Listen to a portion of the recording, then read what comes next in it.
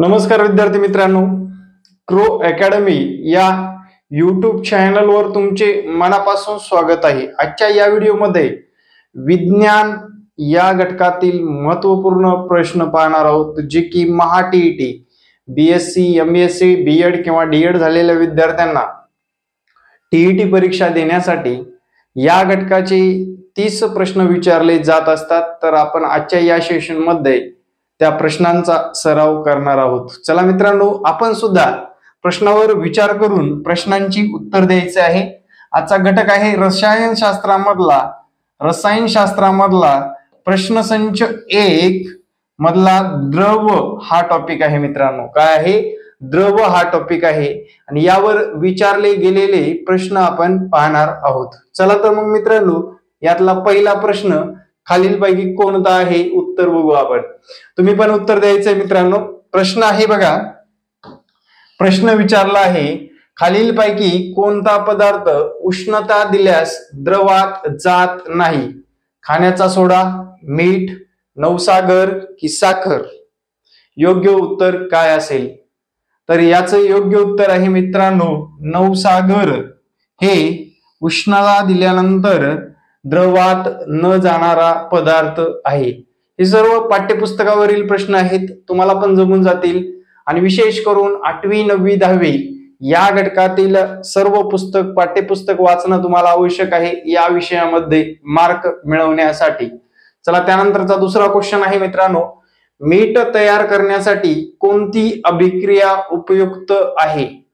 मीठ तयार करण्यासाठी कोणती अभिक्रिया उपयुक्त आहे? संगणन बघा, त्यानंतर उत्कलन, संप्लवन की बाष्पीभवन? योग्य उत्तर काय असणार आहे मित्रांनो? तर योग्य उत्तर 4 नंबरचं आहे, बाष्पीभवन हे याचं करेक्ट उत्तर आहे। संगणन म्हणजे काय, उत्कलन म्हणजे काय, संप्लवन म्हणजे काय? जर तुम्हाला येत असेल तर मला कमेंट मध्ये सांगायला विसरू नका। चला, नंतरचा तिसरा क्वेश्चन आहे मित्रांनो, फॅरनहाइटच्या तापमापीत पाण्याचा गोठणबिंदू डॅश फॅथम इतका असतो? फॅरनहाइटच्या तापमापीत पाण्याचा गोठणबिंदू डॅश फॅथम इतका असतो? 32 अंश की 232 अंश, 212 अंश की 0 अंश? योग्य उत्तर काय असेल? तर मित्रांनो, 32 अंश हे याचं करेक्ट उत्तर आहे। चला, त्यानंतरचा नेक्स्ट क्वेश्चन घ्या, पाण्याचे बर्फात रूपांतर झाल्यानंतर त्याचे रासायनिक सूत्र डॅश असते? आता पाणी तर तुम्हाला माहित आहे, H2O ला आपण पाणी म्हणतो, पण पाण्याचे बर्फात रूपांतर झाल्यानंतर त्याचं रासायनिक सूत्र काय तयार होतं ते सुद्धा आपल्याला माहित असलं पाहिजे। पाण्याचा बर्फ झाला तरी मित्रांनो सूत्र बदलत नाही आणि योग्य उत्तर आहे H2O। H2O हे करेक्ट उत्तर आहे। चला, नेक्स्ट क्वेश्चन घ्या, खालीलपैकी कोणता द्रवरूप पदार्थ पाण्यात मिसळत नाही? खालीलपैकी कोणता द्रवरूप पदार्थ पाण्यात मिसळत नाही? कोणता असेल मग? तर या प्रश्नाचं उत्तर 5 नंबर या प्रश्नाचं उत्तर द्यायचंय तुम्हाला। तर मित्रांनो, आता बघा, लक्षात घ्या, याच्यातला सोडा मिसळतो का रे? यस। तुम्ही इनोची पोड्यामध्ये सोडा असतो, मिसळतो का? यस, सोडा मिसळतो, आपल्याला माहित आहे, हे तर उत्तर असू शकत नाही। कोकोनट ऑइल म्हणजे आपल्या डोक्याला लावायचं तेल पाण्यात मिसळतं का? नाही। मग दूध मिसळतं का? मिसळतं। पेट्रोल मिसळत नाही। आपल्याला विचारले काय? पाण्यात मिसळत नाही असं विचारले। न मिसळणार कोणतं आहे मग? ब आणि ड, ब आणि ड नंबरचं, म्हणजे त्यापैकी कोणता आन्सर असेल रे? 2 नंबरचा आन्सर करेक्ट आहे मित्रांनो। 2 नंबरचा आन्सर एकदम बरोबर आहे। चला, त्यानंतरचा नेक्स्ट क्वेश्चन घ्या मित्रांनो, बाष्पीभवनाचा दर कोणत्या घटकावर अवलंबून असतो? तापमान, क्षेत्रफळ, आर्द्रता? योग्य उत्तर काय असेल? बाष्पीभवनाचा दर कोणत्या घटकावर अवलंबून असतो? मित्रांनो, एक पातेलं घ्या बरं का, त्या पातेल्यामध्ये पाणी ठेवलं समजा, त्याला तापमान मिळालं पाहिजेच, त्याचं जर क्षेत्रफळ जास्त असेल लवकर तापतं पाणी. मग पातेल्याच्या ऐवजी जर आपण ताटामध्ये पाणी टाकलं त्याला क्षेत्रफळ आलं का, जास्त पसरलं पाणी, म्हणजे त्याच्यावर सुद्धा कशाचा, बाष्पीभवनाचा दर अवलंबून असतो. त्यानंतर आर्द्रता, म्हणजे जे काही निसर्गामध्ये जे पावसाळ्यामध्ये आर्द्रता दमट हवामान वगैरे असतं आणि जे काही उन्हाळ्यामध्ये असतं ते एकदम कडक ऊन असतं, कोरडं हवामान असतं. त्यामुळे तिन्ही घटकाचा या बाष्पीभवनाचा असेल, बाष्पीभवनाचा दर ठरवायचा असेल तर तापमानाचा, क्षेत्रफळाचा आणि आर्द्रतेचा परिणाम होत असतो. त्यामुळे याचं करेक्ट उत्तर काय असेल मित्रांनो, अ ब क. तिन्ही बरोबर अवलंबून असतात एकमेकाला.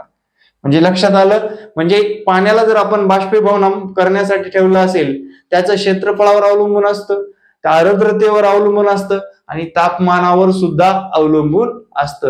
म्हणजे या तिन्हीचाही संगम झाल्याशिवाय बाष्पीभवनाचा दर आपल्याला शोधता येत नाही. एकदम सोप्या भाषेमध्ये मी या प्रश्नाचं विश्लेषण केलेलं आहे. चला मित्रांनो, त्यानंतर 7 नंबर बघा. वाफ थंड करून द्रवात आणण्याच्या क्रियेला डॅश म्हणतात. विलयन, बाष्पीभवन, संघनन, उत्कलन. योग्य उत्तर काय असेल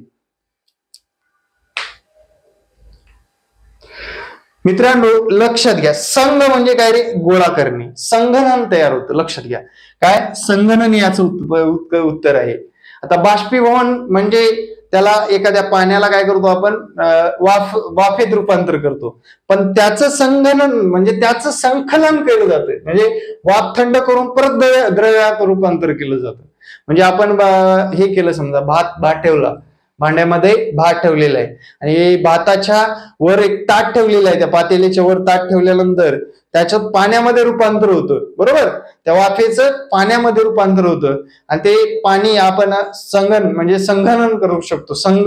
काय करू शकतो, संघनन करू शकतो. आता समजा एखाद्या वेळेस तुपामध्ये पाणी पडलं तर सरळ काय करायचं, आपण तूप गरम करून घ्यायचं, म्हणजे त्यातला पाण्याचा अंश ऑटोमॅटिकली कमी होतो. लक्षात आलं? तेलामध्ये असो, तुपामध्ये असो, कुठल्याही गोष्टी यामध्ये असो. ठीक आहे. नेक्स्ट क्वेश्चन घ्या मित्रांनो. सर्व काय आपल्या आजूबाजूच असतं द्रव्याच्या घटकाच्या बाबतीत. जे काय आहे, हवेत ठेवलेला कापूर वड्या लहान होत जातात कारण त्यांचे टिंब होते. आता मित्रांनो, हवेमध्ये ठेवला म्हणजे कापराच्या डबीतला हा कापूर जर आपण काय केला, हवेमध्ये ठेवला तर त्याचं काय होतं, संगणन होतं का, एकत्रीकरण होतं का, उत्कलन होतं का, नाही होत. त्याचं काय होतं, स्वप्लवन होतं, म्हणजे नष्ट होतं जात. म्हणजे छोट स्वल्प माहिती आहे ना तुम्हाला, म्हणजे स्वल्प म्हणजे कमी होत जाणे. काय होतं, कमी होत जाणे. म्हणजेच त्याचं काय होतं मित्रांनो, स्वप्लवन होतं. म्हणजे कापूर असेल किंवा डांबर गोळी असेल, ते काय होतं रे, हवेत ठेवल्यानंतर कालांतराने थोड्या वेळानंतर ते काय होतं, हळूहळू त्याचा आकार बारीक व्हायला लागतो. म्हणजे या प्रश्नाचं उत्तर काय असेल रे, 8 नंबरच्या प्रश्नाचं उत्तर आहे स्वप्लवन. काय उत्तर आहे मित्रांनो, स्वप्लवन हे उत्तर आहे. चल त्यानंतरचा नेक्स्ट क्वेश्चन घ्या पोरांनो. आयोडीन आणि वाळू यातून आयोडीन वेगळा करण्यासाठी टिंब क्रियेचा उपयोग करतात. आयोडीन आणि वाळू यातलं आयोडीन काय करायचंय आपल्याला, वेगळा करण्यासाठी टिंब क्रियेचा. आता जसं आपण कापूर छोटा होतो तसं आयोडीन सुद्धा वेगळं करण्यासाठी स्वप्लवन क्रियेचा उपयोग केला जात असतो. लक्षात ठेवा, कुठला, स्वप्लवन क्रियेचा. 10 नंबर बघा. कोणत्याही तापमानाला एखाद्या द्रव्याचे रूपांतर वायूत होण्याच्या क्रियेला डॅश असे म्हणतात. आता द्रव काय करायचे, डायरेक्ट वायू करायचे. म्हणजे वायू रूपांतरित करण्यासाठी काय केलं जातं रे, म्हणजे समजा आता आपण पाणी आहे, द्रव म्हणजे पाणी, द्रवामध्ये मोडणार पाणी, हा जर बाष्पीभवनामध्ये तापमान दिलं त्याचं द्रवामध्ये होत असताना कोणती अभिक्रिया होते, बाष्पीभवनाची होते. म्हणजे याचं उत्तर काय असेल, डी नंबर असेल. याचं उत्तर काय असेल, डी नंबर असेल. ठीक आहे. 10 क्वेश्चन इथे कंप्लीट झालेले आहेत. पुढले क्वेश्चन बघा. सर्वात कमी प्रवाहिता असलेल्या द्रवरूप पदार्थ कोणता?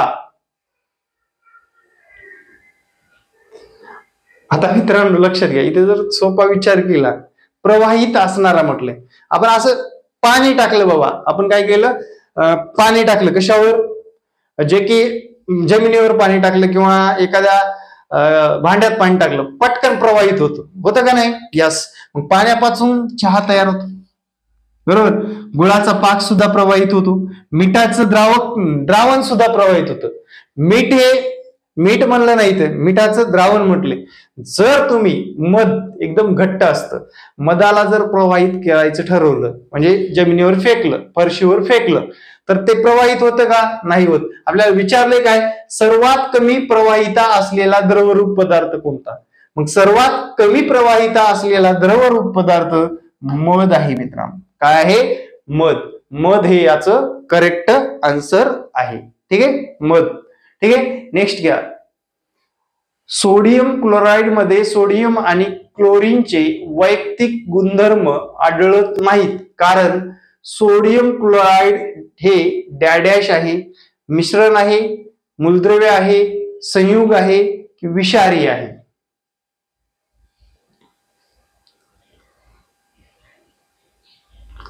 तर काय आहे ते? संयुग आहे. आता मित्रांनो, संयुग म्हणजे काय? संयुग म्हणजे काय? समप्रमाणात असलेले मिश्रण.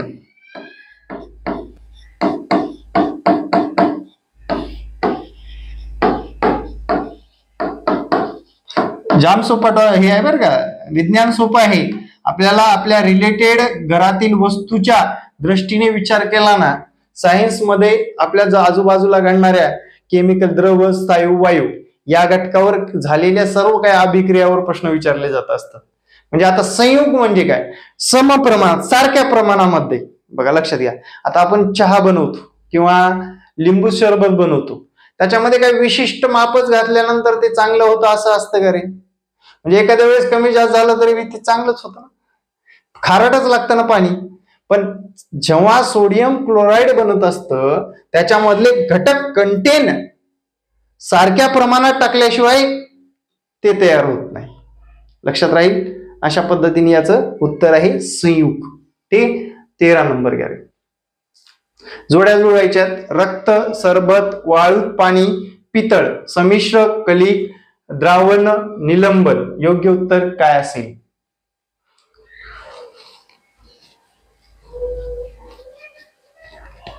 योग्य उत्तर काय असेल? आता मित्रांनो, जर वाळूत पाणी टाकलं, जमल का रे? वाळू एका बाजूला, पाणी एका बाजूला, खळबट राडा होऊन जाईल, बरोबर. म्हणजे वाळूत पाणी जमत नाही, म्हणजे काय होतं? निलंबन होतं. आता एक सापडलं आपल्याला, कच काय सापडलं रे? कच 4. इथे दिसतंय का रे कच 4? इथे एक दिसतंय आणि इथे एक दिसतंय. अजून एक आपल्याला शोधायचंय. बघा, याच्यामध्ये सरबत. बघा, सरबत बघा, सरबत मध्ये काय करतो आपण? सरबत करत असताना द्रावण करत असतो. द्रावण आहे ना, सरबत.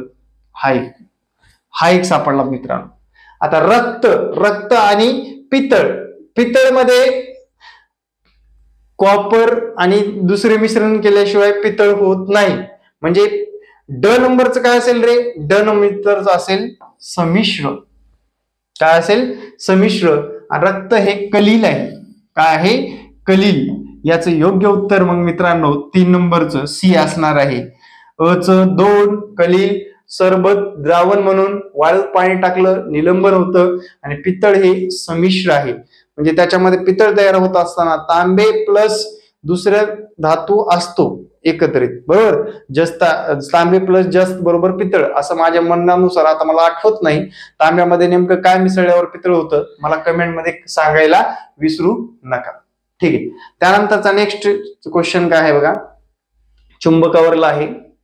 पट्टी चुंबक, गाळणे, ऊर्ध्वपातन, निवडणे, सोमप्लवन. आता सोमप्लवनचं मला कन्सेप्ट माहित आहे, बरोबर. सोमप्लवनचं काय होतं? कन्सेप्ट माहित आहे. लोखंड व लाकडाचा भुसा याचे विलगीकरण, लोखंड व लाकडाचा भुसा यांचे विलगीकरण. त्यानंतर मिठाच्या द्रावणातून मिठाचे विलगीकरण म्हणजे काय करतो आपण? ऊर्ध्वपातन करत असतो. वाळू व शंख यांचे विलगीकरण आणि वाळू व पाणी यांचे विलगीकरण. योग्य उत्तर काय असणार आहे? निवडणे. आता निवडणे सुद्धा एक असं आहे की बाबा, लोखंड व लाकडाचा भुसा याच्यामध्ये आपण काय करतो रे? पट्टी चुंबकाचा वापर करत असतो. अच काय आहे? 3 आहे। अचं 3 सगळीकडे दिसते, म्हणजे आपलं आता दुसरं एक शोधणं आवश्यक आहे, गाळणे। गाळणे हा प्रकार जर बघितला, गाळणे हा जर प्रकार बघितला, वाळू व पाणी। आता वाळू हा पाणी म्हणजे याचं अचं 3 आहे, तसं बचं 1 कुठं दिसते का रे? यस, या बी नंबर मध्ये दिसते। मग आन्सर आपल्याला बी नंबर असेल का? बरोबर असेल का? यस, यस तेच उत्तर आहे। आता लक्षात घ्या, वाळू व पाणी म्हणजे गाळणे, लक्षात आलं। त्यानंतर पट्टी चुंबक म्हणजे लोखंड व लाकडाचा भुसा। लाकडाच्या भुश्यामधून आपल्याला लोखंड वेगळं करायचे। काय करायचे? लाकडाच्या भुशातून आपल्याला लोखंड वेगळं करायचं, त्यावेळेस आपण पट्टी चुंबकाचा वापर करतो। हे 2 सापडले। आता बचं 1 म्हटलं की माहिती बचं 1 आहे। आता कचं 4 आहे, म्हणजे बघा ऊर्ध्वपातन, वाळू व शंख यांचे विलगीकरण। डचं काय रे? 2 आहे, वाळू व नवसागर यांचे विलगीकरण, निवडणे। ठीक आहे। त्यानंतर स्वप्लवन, स्वप्लवन क्रिया, मिठाच्या द्रावणातून मिठाचे विलगीकरण, मिठाच्या द्रावणातून मिठाचे विलगीकरण करणे। आणि ईच 4 आहे मित्रांनो, ईच इथं जरा गडबड झाली, डच 5 आहे, डच 5, ठीक आहे, डच 5, ईच 2 आहे, वाळू व नवसागर याचे विलगीकरण करायचं। ठीक आहे, म्हणजे बी नंबर आन्सर करेक्ट येतं, कच 4 येतं। बरं का, थोडस गडबड झाली, थांबा आपण एक स्टेप बाय स्टेप पाहू। ब नंबरचं उत्तर तर आपल्याला क्लिअर झालंय, अच 3, त्यानंतर बच 1 गाळणे, वाळू व पाणी गाळून बाजूला करू शकतो आपण। ठीक आहे, त्यानंतर कच 4 मिठाच्या द्रावणातून मिठाचे विलगीकरण म्हणजे ऊर्ध्वपातन। त्यानंतर क झालं, डच 5 निवडणे, वाळू व शंख यांचे विलगीकरण म्हणजे निवडणे। स्वप्लवन, वाळू व नवसागर, वाळू व नवसागर यांचे विलगीकरण करणे। विलगीकरण म्हणजे काय? वेगळं करणे, वेगळा काही शब्द नाहीये त्याच्यात। विलगीकरण म्हणजे काय? वेगळं करणे। ठीक आहे, त्यानंतरचा 15वा क्वेश्चन। त्या अगोदर विद्यार्थी मित्रांनो, महा-टीईटी दोन्ही पेपरची बॅच चालू झालेली आहे आपली। ज्या विद्यार्थ्यांना बॅचला ऍडमिशन घ्यायचं आहे त्या विद्यार्थ्यांनी मला या संपर्क क्रमांकावर संपर्क साधायचा आहे। ठीक आहे, असो, डॅडॅश लोह आणि कार्बन यांचे मिश्रण आहे। लोह आणि कार्बनचे मिश्रण असणारा घटक कोणता? पोलाद, पितळ, स्टेनलेस स्टील, ब्रांझ। योग्य उत्तर काय असेल? 15 नंबर। तर मिश्रण लोह आणि कार्बन, तुम्ही लोखंडाचा पोलाद बघितला, पोल बघितला का मित्रांनो? पोल आपण जे काही गावाकडे लाईट ट्रान्सफर करण्यासाठी पोल वापरला जातो लोखंडाचा, त्याच्यामध्ये मित्रांनो कार्बन आणि लोह वापरलं जातं। बरोबर, कार्बन आणि लोह वापरलं जात असतं।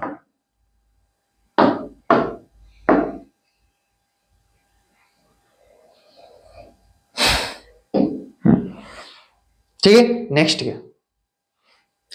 खालीलपैकी धातू आणि अधातू यांचे गुणधर्म दर्शवणाऱ्या मूलद्रव्याची जोडी कोणती? Silicon sodium, beryllium boron, boron silicon. Boron silicon की सिलिकॉन सोडियम यापैकी कन्फ्युजन आहे, तर योग्य उत्तर काय असेल? आता आपल्याला सिलिकॉन हे एक सापडलेलं आहे, सिलिकॉन हे अधातू आहे, बोरॉन हा धातू आहे, म्हणजे सी नंबर उत्तर आहे, लक्षात ठेवा। कोणतं? सी नंबर उत्तर करेक्ट आहे, बोरॉन धातू आणि सिलिकॉन अधातू। ठीक आहे, नेक्स्ट खालीलपैकी डॅडॅश या द्रावणातील प्रकाश किरणाचे अपसरण होऊ शकते? दूध, धुके, शाई, चहा। प्रकाश किरणाचे अपसरण होऊ शकणारा घटक कोणता आहे? 17 नंबर। दुधातून होतं, धुक्यातून होतं, त्यानंतर शाईतून होतं, चहा मधून होत नाही, म्हणजे यातलं अ ब क 4 नंबरचं उत्तर आपलं करेक्ट आहे, 4 नंबर। ठीक आहे, नेक्स्ट क्वेश्चन घ्या, 18 नंबर। खालीलपैकी मिश्रणाच्या बाबतीत योग्य विधान कोणते? 18 नंबर, खालीलपैकी मिश्रणाच्या बाबतीत योग्य विधान कोणते? घटकाचे गुणधर्म नष्ट होतात, नाही असं नसतं बरं का, मिश्रणामध्ये घटकाचे गुणधर्म असतात. घटकाचे प्रमाण निश्चित नसते, योग्य आहे मित्रांनो, म्हणजे मिश्रणाचे गुणधर्म आहे. मिश्रण आणि संयुग याच्यामध्ये जर विचार केला मित्रांनो, एक कन्सेप्ट लक्षात ठेवा, संयुग म्हणजे समप्रमाणात, मिश्रण हे काय असतं, घटकाचे प्रमाण निश्चित नसतं, घटकाचे प्रमाण निश्चित नसतं. भौतिक पद्धती वेगळे करता येतात, भौतिक पद्धतीने ते वेगळे सुद्धा करता येतात. म्हणजे आपण चहा मधलं दूध काढू शकत नाही, ते संयुग झालं. ठीक आहे, म्हणजे याचं उत्तर योग्य काय असेल रे मग, याचं उत्तर ब आणि क. आणि सर्व मिश्रणे समांगी असतात, नसतात, समांगी थोडंच असतं, मिश्रण तयार होणार ना नाही ना. आता लिंबू सर्व जर मिश्रण करायचं ठरल्यावर लिंबू वेगळा आणि पाणी वेगळं, साखर वेगळी आहे का नाही, वेगवेगळे मिश्रण आले एकत्र, वेगवेगळे संयुग एकत्र आले, म्हणजे आता साखर संयुगानेच बनते. म्हणजे सर्व मिश्रणे हे समांगी असतात का, नसतात. म्हणजे योग्य विधान कोणते कोणते असतील, घटकाचे प्रमाण निश्चित नसणे, भौतिक पद्धती वेगळी करता येतात, भौतिक पद्धतीने त्याला वेगळं करता येत असतं. ठीक आहे, नेक्स्ट घ्या. शीतपेयामध्ये वायू हे कोणत्या प्रकारचे मिश्रण आहे, द्रवात द्रव, वायूत द्रव, द्रवात वायू, द्रवात वायू, योग्य उत्तर काय असेल.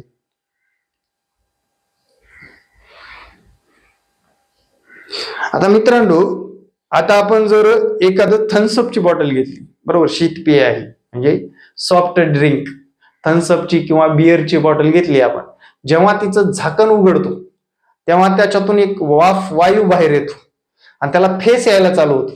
यस, काय होतं, फेस यायला चालू होतं. आणि कालांतराने जर तुम्ही तसंच ठेवलात, बरोबर, त्याला सारखाच फेस येऊन नष्ट होते का, नाही, काहीतरी कालांतराने ते त्याची झीज होत होत होत होत हळूहळू नष्ट होतं. म्हणजे त्याच्यामध्ये काय रे, द्रवात वायू आहे. द्रवात द्रव आहे का नाही, वायू द्रव आहे का नाही, द्रवामध्ये वायू आहे, द्रवात वायू हे याचं योग्य उत्तर आहे. दोन्ही सारखेच आहे, द्रवात वायू, द्रवात वायू. सी किंवा डी नंबर उत्तर दिलं तरीही चालेल मित्रांनो. ठीक आहे, नेक्स्ट 20 नंबर बघा. पाण्यात हायड्रोजन आणि ऑक्सिजन अणु यांचे वजनी प्रमाण किती आहे, वजनी प्रमाण किती आहे, 20 नंबर. तर याचे योग्य प्रमाण आहे मित्रांनो 1:8. काय आहे, बी नंबर 1:8 आहे. चला नेक्स्ट घ्या. ज्ञात मूलद्रव्यापैकी किती मूलद्रव्ये निसर्गात आढळतात. आता या प्रश्नाचं उत्तर सर्वांनाच आलं पाहिजे. आपण लहानपणापासून, जेव्हापासून आपल्याला विज्ञान शिकायला भेटलं तेव्हापासून ज्ञात मूलद्रव्यापैकी निसर्गात आढळणारे मूलद्रव्ये किती आहेत, याच्यात अपडेशन पण होतं बरं का बऱ्यापैकी.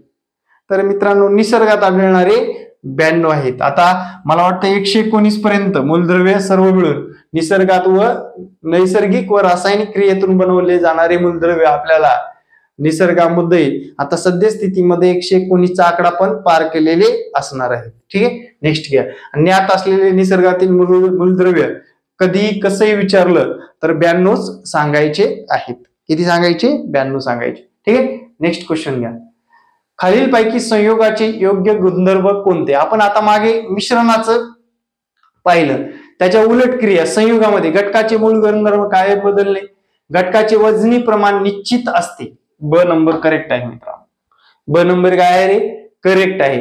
त्यानंतर घटक द्रव्य भौतिक क्रियेने वेगळे करता न येणे, क नंबर सुद्धा बरोबर आहे, क नंबर सुद्धा बरोबर आहे, बरोबर, क नंबर सुद्धा बरोबर आहे. घटकामध्ये रासायनिक अभिक्रिया घडून येते, ड नंबर सुद्धा बरोबर आहे.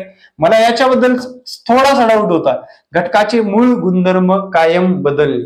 आता समजा घटकाचे मूळ गुणधर्म कायम बदलतात म्हणजे त्यातलं मूळ निघून जातं बापा. आता सोडियम क्लोराईड मध्ये क्लोरीन टाकल्यानंतर सोडियम क्लोराईडच होतं का नाही, त्याचा मूळ गुणधर्म चेंज होतो. म्हणजे लक्षात राहील, म्हणजे चारही घटक संयुगाचे योग्य गुणधर्म दर्शवतात, चारही घटक संयुगाचे योग्य गुणधर्म दर्शवत असतात. ठीक आहे, नेक्स्ट क्वेश्चन घ्या. जोड्या जुळवा. वायू काय आहे रे, वायू. त्यानंतर स्थायू काय आहे आणि द्रव काय आहे. कुणीही सांगेल मित्रांनो या प्रश्नाचं उत्तर. तर वायूमध्ये हायड्रोजन येतो, बरोबर. स्थायूमध्ये खडू आणि द्रवामध्ये दूध, विषय मिटला विषय. अच 3 आहे काय? अच 3 2 ठिकाणी आहे. स्थायूमध्ये कडू, बच 1 एका ठिकाणी आहे. लक्षात घ्या, C number is correct answer.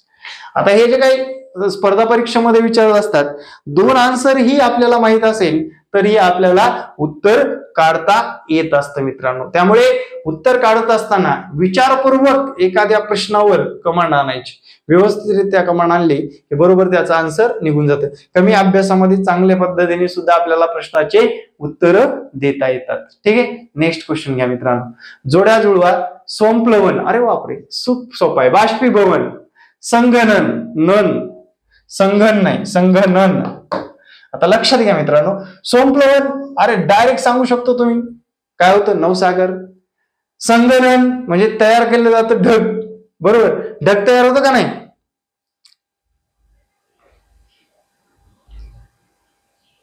ढग तयार होतं का नाही? संप्लवन अच 2 आहे, विषय मिटला. योग्य उत्तर हे आहे, आपल्याला माहित आहे. आता त्यानंतर बच 3 आहे, बाष्पीभवन. आणि बाष्पीभवनातून वेगळं. आणि संगणन म्हणजे एखादी आता पाण्याचं बाष्पीभवन होऊन आकाशात जातं आणि त्याचे ढग म्हणतात, बरोबर. त्यालाच आपण संगणन सुद्धा म्हणत असतो. ठीक आहे. त्यानंतरचा नेक्स्ट क्वेश्चन घ्या मित्रांनो. विलयन, गोठणे, उकळणे, संगणणे.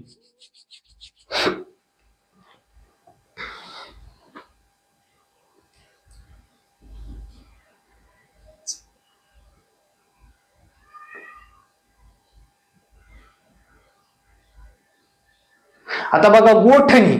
आता काय करतो आपण? गोठणे वाफेचे रूपांतर द्रवात करतो, तेव्हा ते गोठून बसतं.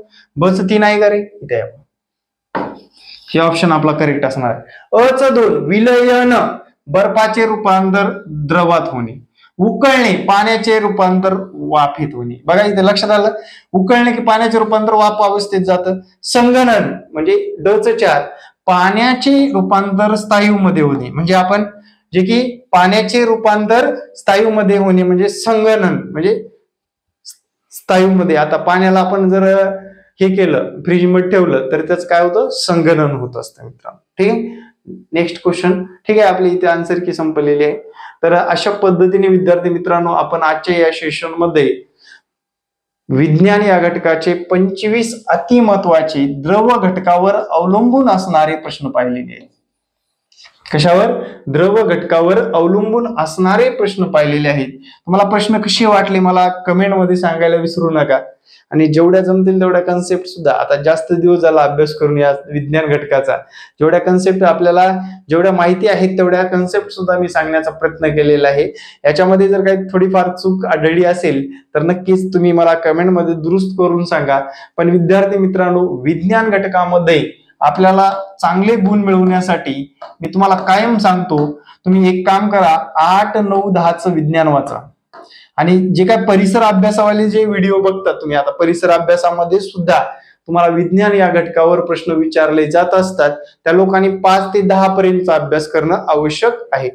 ज्या विद्यार्थ्यांना टीईटीची बॅच जॉईन करायची आहे, प्रामाणिकपणे अभ्यास करून आपल्याला आगामी काळामध्ये टीईटी पास व्हायची आहे, त्या विद्यार्थ्यांनी मला या संपर्क क्रमांकावर संपर्क साधायचा आहे.